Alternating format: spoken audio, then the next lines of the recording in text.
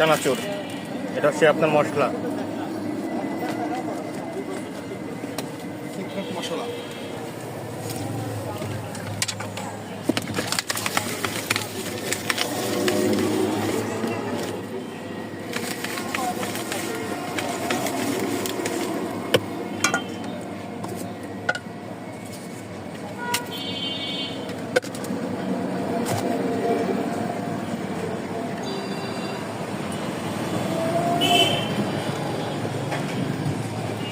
দেখি আলুর দম কেমন লাগে।